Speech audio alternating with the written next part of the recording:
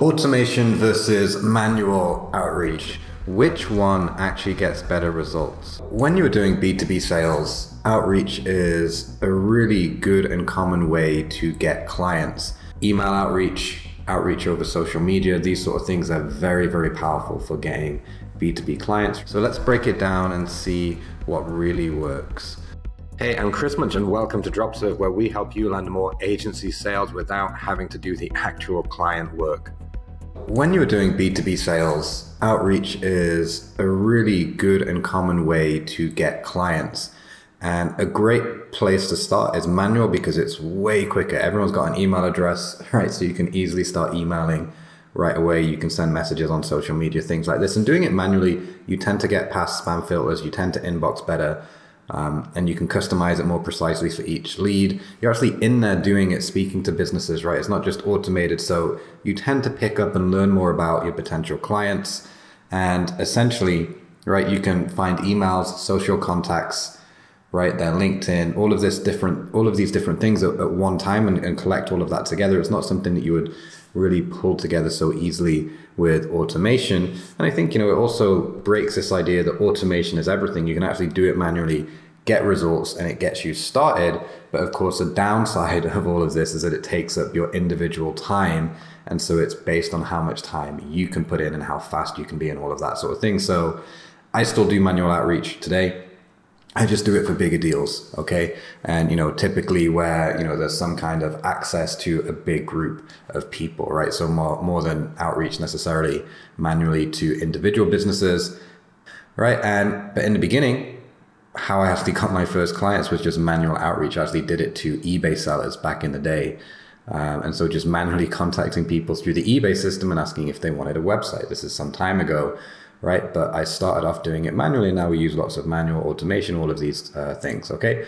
And, it's good in the beginning to do things that don't scale, right? This is consistent advice. This is what Y Combinator, a incubator for startups, which is, produce billion-dollar companies, they say do things that don't scale. So I think in the beginning, manual outreach is a great place to start. And also consider Airbnb. In the beginning, Airbnb was going around New York to people's apartments and the founder was there helping them take photos, right? And so in the beginning, I think it's worthwhile doing these things. People try and jump into automation, but automation has its downside, right? And so, if you just want automation, sure, you can do that, but you just won't be as successful as doing some of these things manually to begin with. And automation has some downsides. And one of the big downsides is automation takes time to actually set up and put things in place. And so it might take you a few weeks before you even send your first message, right? Whereas when you do manual, you can start right away.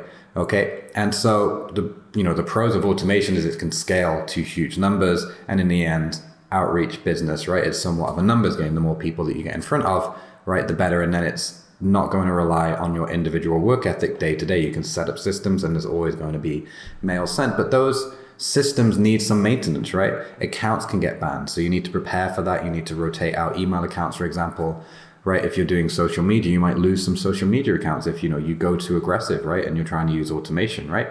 It requires more effort in the initial setup.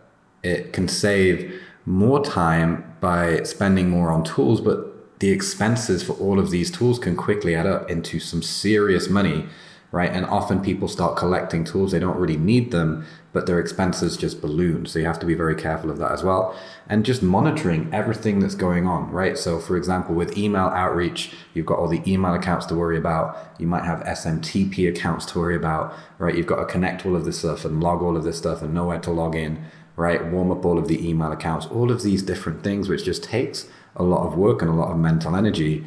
And that requires some precise organization, right? And also, just when you're doing it automated, you're not going to get as good delivery. You're not going to get as good data because it's automated. It's a computer. It's a system behind it that's not going to do as well as manual. And that means that automated, everyone's kind of got access to the same information. It tends to mean in outreach and email outreach, for example, that you're all contacting the same people.